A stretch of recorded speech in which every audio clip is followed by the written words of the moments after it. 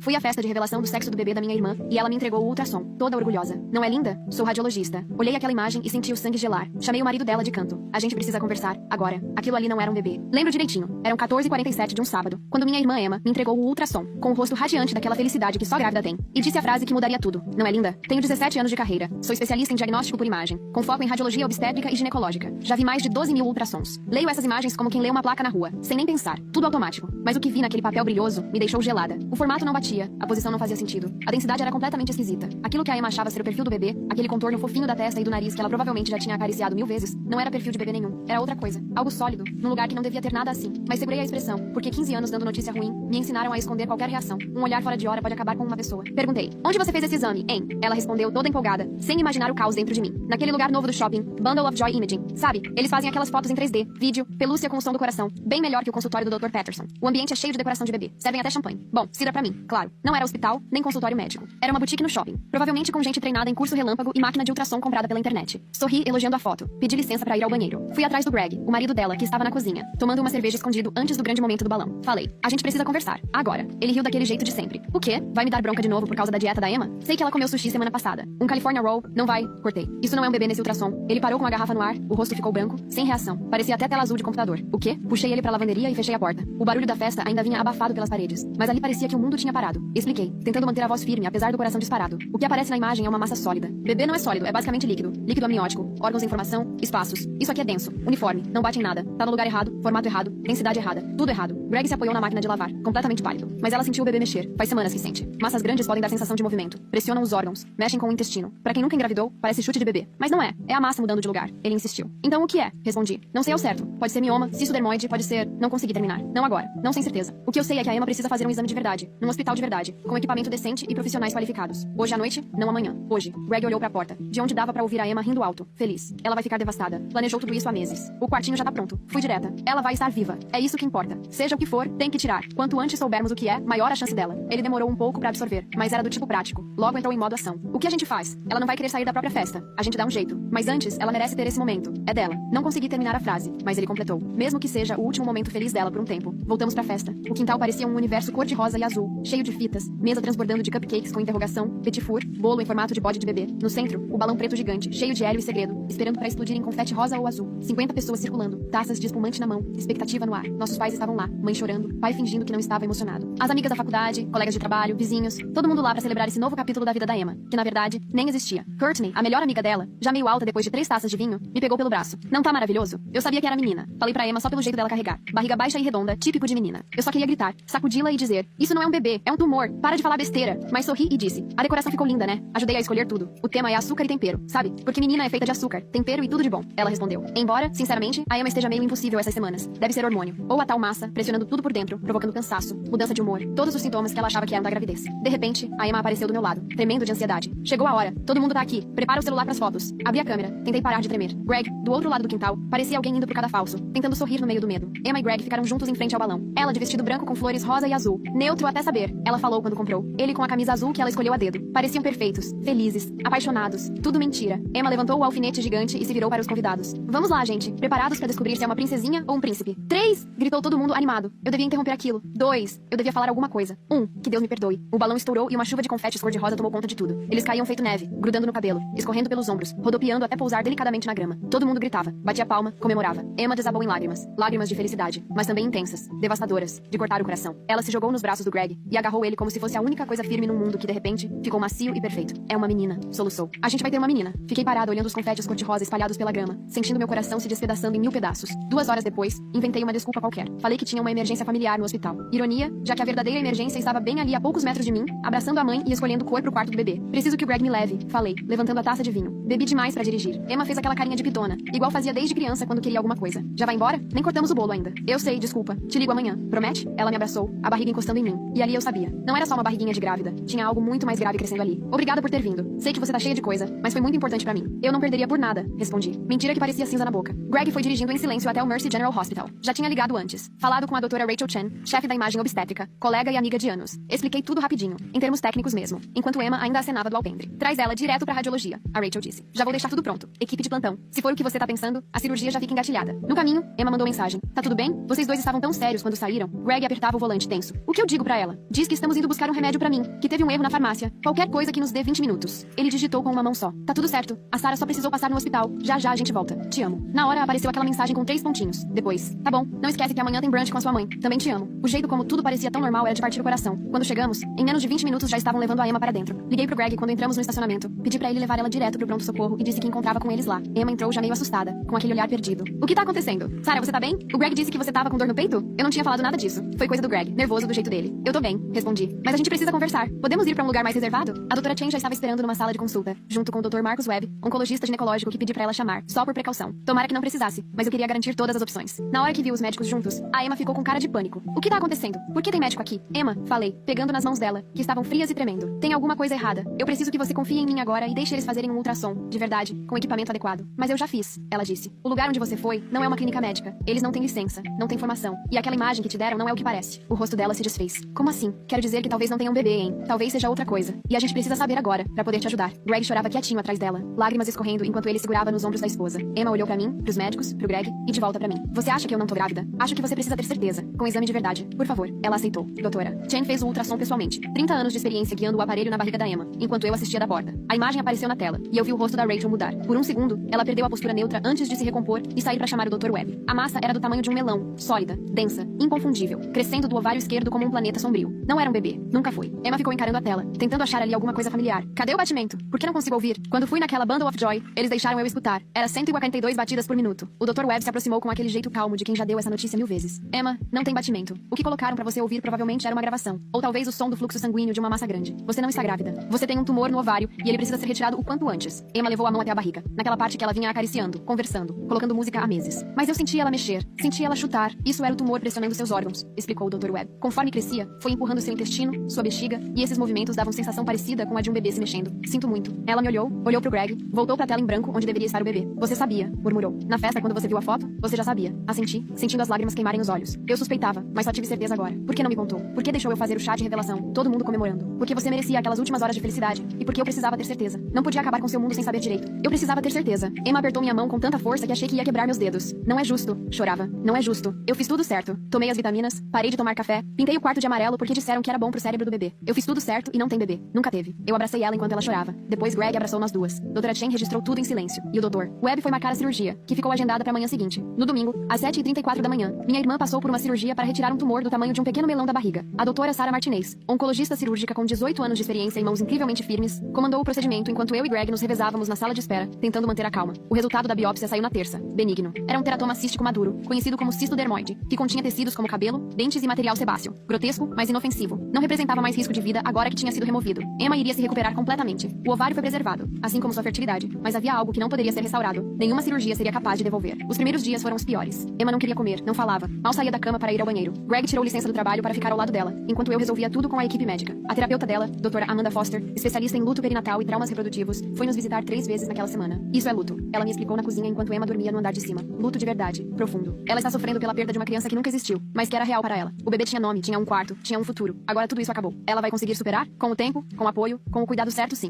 Mas esse tipo de perda é complicado porque não tem corpo, não tem funeral. O mundo não reconhece o luto de uma gravidez que não chegou a ser. Ela vai precisar de gente que valide o que está sentindo. Fiquei por lá 2 semanas dormindo no quarto de hóspedes e preparando refeições que Emma mal conseguia tocar. Atendi ligações de parentes confusos que tinham ido ao chá revelação e não entendiam nada. Mas ela estava grávida, minha mãe insistia. A gente viu o ultrassom, ouviu o coraçãozinho batendo. Você ouviu o que quiseram que você ouvisse, mãe. Não era de verdade. Como isso é possível? Como um lugar desses pode mentir desse jeito? Essa dúvida não saía da minha cabeça. Como alguém podia pegar $40 de uma mãe cheia de sonhos e transformar isso numa fantasia disfarçada de exame médico? 3 semanas depois da cirurgia da Emma, resolvi investigar. Comecei a pesquisar. A Bundle of Joy Imaging funcionava havia 18 meses numa salinha de shopping, entre um salão de unhas e uma assistência técnica. O site era bonito, tinha cara de coisa séria. Imagens em 4D, 5D, chá revelação, tudo a partir de $59. Ouça o coração do seu bebê e leve pra casa dentro de um ursinho de pelúcia. Nenhuma menção a médicos, a credenciais, a responsabilidade. Só fotos genéricas de grávidas sorrindo e promessas de memórias inesquecíveis. Liguei para o Conselho de Medicina do Arizona e conversei com James Harrison, um fiscal que há 15 anos investiga clínicas sem licença. A gente conhece esses lugares, ele disse. Aparecem o tempo inteiro. Se vendem como ultrassons de entretenimento, que tecnicamente não exige licença. Mas quando começam a falar de saúde fetal, sexo do bebê, posição, aí já estão exercendo medicina sem permissão, o que é proibido. Vocês podem fechar um lugar desses? Precisamos de denúncias, provas, relatos de quem foi prejudicado. Eu tinha tudo isso, mas queria ir além de uma simples denúncia. Queria entender quantas famílias já tinham sido enganadas pela Bundle of Joy. Então fui atrás. As redes sociais ajudaram. Achei a página deles no Facebook. Nota quase máxima, centenas de avaliações positivas. Incrível. Muito melhor que no consultório do meu médico. Vale cada centavo ver o rostinho do meu bebê. Só que, no meio dos elogios, apareciam reclamações, dúvidas, desabafos. Uma mulher chamada Melissa Santos escreveu: disseram que eu teria um menino com 16 semanas. Meu médico garantiu que é menina. Agora tem um quarto cheio de roupas azuis. Outra, Patrícia Ortiz. Falaram que estava tudo perfeito. Uma semana depois, meu obstetra detectou um grave problema no coração, que eles deveriam ter visto. Um homem, David Kim. Minha esposa foi lá 3 vezes. Nunca apontaram nada errado. Perdemos nosso bebê com 24 semanas. A autópsia mostrou problemas visíveis no ultrassom. Entrei em contato com todos eles. Me apresentei como radiologista da família, preocupada, tentando reunir informações sobre práticas suspeitas, e perguntei se topariam compartilhar suas experiências. Em uma semana, 17 pessoas responderam. Os relatos eram de cortar o coração. Amanda Chen, 31 anos, ouviu que esperava gêmeos saudáveis. Um deles, na verdade, era um saco gestacional vazio, sem bebê. Só descobriu com 20 semanas, quando nasceu apenas um. Marcos e Lisa Rodrigues foram avisados de que teriam uma menina saudável com 13 semanas. O bebê, na verdade, era um menino com graves anomalias genéticas. Não tiveram chance de se preparar ou tomar decisões informadas. Jennifer Walsh, 28 anos, ouviu que tudo estava perfeito. O bebê tinha anencefalia, condição em que o cérebro e o crânio não se desenvolvem. Só descobriu no ultrassom morfológico, 20 semanas depois, num centro médico de verdade. Se eu tivesse sabido antes, ela me contou pelo telefone, a voz embargada, poderia ter interrompido a gestação de forma digna. Em vez disso, carreguei meu filho por mais 4 meses sabendo que ele morreria ao nascer. E ainda tinha Sarah Blackwell, 24 anos, primeira gravidez. A Bundle of Joy disse que estava tudo certo. O médico dela confirmou a gestação, mas ainda não tinha feito exames detalhados. Ela estava só com 11 semanas. Ninguém percebeu, porque ninguém treinado olhou, que a gravidez era ectópica. O embrião estava na trompa, não no útero. A trompa rompeu com 13 semanas. Ela quase morreu de hemorragia em casa. Uma cirurgia de emergência salvou sua vida, mas ela perdeu a trompa e parte da fertilidade para sempre. Eles poderiam ter visto, me disse a doutora Rachel Chen quando mostrei toda a documentação. Gravidez ectópica aparece no ultrassom, se você sabe o que procurar. Mas essas pessoas não sabem. Foram treinadas só para buscar ângulos bonitinhos e pistas do sexo, não para identificar problemas. Reuni tudo e levei ao James Harrison, do Conselho Estadual. Reuni depoimentos impressos, prontuários das famílias que aceitaram colaborar e capturas de tela do marketing da Bundle of Joy. Aquele material todo prometendo checar a saúde do bebê e garantir que estava tudo certo. Levei comigo a Victoria Stern, repórter do Canal 7, especialista em denúncias de fraudes na área da saúde há mais de uma década, famosa por derrubar gente perigosa do ramo. E também minha advogada, Catherine Park, referência em casos de erro médico, com 23 anos de experiência, e já preparando processos civis para as famílias prejudicadas. Isso aqui já basta, avaliou Harrison depois de examinar tudo. Podemos fechar o local imediatamente e encaminhar o caso criminal para o promotor do condado. Quero estar presente quando vocês fecharem o lugar, insisti. Quero ver com meus próprios olhos. Isso não é comum, respondeu ele. Mas minha irmã quase morreu porque entregaram para ela uma foto de um tumor dizendo que era um bebê. Quero ver isso acontecer. Ele trocou olhares com a Victoria, que já notava tudo, depois com a Catherine, que confirmou com um gesto discreto, e por fim voltou para mim. Tudo bem, sexta-feira de manhã, às 8. Só peço para não trazerem câmeras até garantirmos que está tudo seguro. A dona da Bundle of Joy Imaging era Brenda Holloway, 53 anos, ex-assistente médica, que perdeu o registro há 8 anos por falsificação de prontuários. Comprou um ultrassom usado no eBay por $4.700 e alugou uma sala num centro comercial por $1.200 por mês. Tudo somando menos de $10.000 de investimento inicial. Em um ano e meio de funcionamento, fez mais de 2.400 exames, cobrando em média $85 cada um, faturando mais de $200.000 fingindo ser profissional de saúde. Na sexta-feira, quando chegamos, eu, Victoria e a equipe de filmagem esperando do lado de fora como combinado, 2 fiscais do Conselho Estadual e um delegado do xerife já estavam na retaguarda. Brenda preparava o espaço para o dia. Paredes cor-de-rosa, ursos de pelúcia nas prateleiras, uma parede cheia de fotos de recém-nascidos sorrindo, fotos que claramente não poderiam ter sido tiradas ali de forma ética. Posso ajudar? Perguntou ela, mas o sorriso sumiu ao enxergar os crachás e os papéis oficiais. James Harrison se adiantou. Brenda Holloway, estou lhe entregando uma ordem de interdição do Conselho Estadual de Medicina do Arizona. Você também está sendo formalmente intimada pelo Ministério Público do Condado de Maricopa. O estabelecimento está fechado a partir de agora, durante a investigação. O rosto dela esbranquiçou. Isso aqui é só entretenimento. Não estou praticando medicina. Nunca afirmei. Você disse à minha irmã que ela teria uma menina saudável. Interrompi. Tocou uma gravação de batimentos cardíacos e cobrou $40 por uma foto de um tumor, que poderia ter matado minha irmã se ela não tivesse um radiologista na família. Os olhos de Brenda passavam de um para outro, aflita. Não sei do que estão falando. Eu nunca... Temos 17 famílias dispostas a testemunhar, afirmou Catherine, mostrando uma pasta cheia de documentos. 4 têm prontuários médicos provando que seus exames deveriam ter detectado condições graves e não detectaram. 2 têm provas de danos diretos causados pelo erro. E uma tem uma gravação clara em que você afirma que o bebê está perfeito, quando na verdade se tratava de uma gestação ectópica. A gravação foi feita por Sarah Blackwell, que registrou o retorno sem Brenda saber. E no Arizona, gravação unilateral é válida. Brenda reagiu imediatamente. Quero um advogado. Não falo mais nada sem advogado. Esse é seu direito, respondeu Harrison. Mas o local está fechado a partir de agora. Se tentar continuar operando, enfrentará novas acusações. Só depois da confirmação de que tudo estava seguro, é que Victoria e sua equipe entraram para filmar. A parede dos bebês, os ursos, os equipamentos médicos sendo usados por quem não tinha nenhuma formação na área. Fui entrevistada na frente das câmeras. O que você acha que as pessoas precisam saber sobre lugares assim? Victoria me perguntou. Quero que entendam que ultrassom não é entretenimento. Respondi. É medicina. Quando pessoas sem qualificação fingem ser profissionais de saúde, vidas são colocadas em risco. Minha irmã teve sorte, porque eu consegui descobrir a tempo de evitar o pior. Outras famílias não tiveram a mesma sorte. A reportagem foi ao ar na sexta seguinte, às 6 da tarde. Começando assim, um centro de imagens prometia fotos de bebês para futuras mães. Mas um médico local alerta que o que foi feito ali era muito mais perigoso. Victoria fez um trabalho impecável. Entrevistou 4 famílias ao vivo. Conseguiu declarações do Conselho Estadual de Medicina. Rastreou ex-funcionários que confirmaram que Brenda não tinha preparo nenhum. E por vezes, simplesmente inventava informações quando não conseguia entender o que via no ultrassom. A matéria viralizou primeiro na região, depois ganhou o país. Outros jornalistas começaram a investigar estabelecimentos parecidos em vários estados. Em 3 semanas, uma equipe do Wall Street Journal publicou uma grande reportagem sobre o mercado de ultrassom de lembrança e o total total descontrole desse setor. Quando Brenda Holloway foi a julgamento, respondia por 14 acusações de exercício ilegal da medicina, 3 de fraude e uma de exposição imprudente ao perigo. A promotora era Jennifer Martinez, promotora adjunta do condado. 12 anos dedicados à defesa do consumidor, que fez o discurso final. A ré não vendia entretenimento. Ela vendia mentiras, cobrou de famílias esperançosas e disse o que elas queriam ouvir, sem nenhuma condição de identificar problemas ocultos nas imagens. Quando esses problemas apareceram, tumores, gravidezes ectópicas, anomalias fatais, só agora as consequências chegaram. O advogado de defesa tentou argumentar que a Bundle of Joy era igual a uma leitura de tarô ou quiromancia, só entretenimento. Ninguém levaria aquilo como diagnóstico.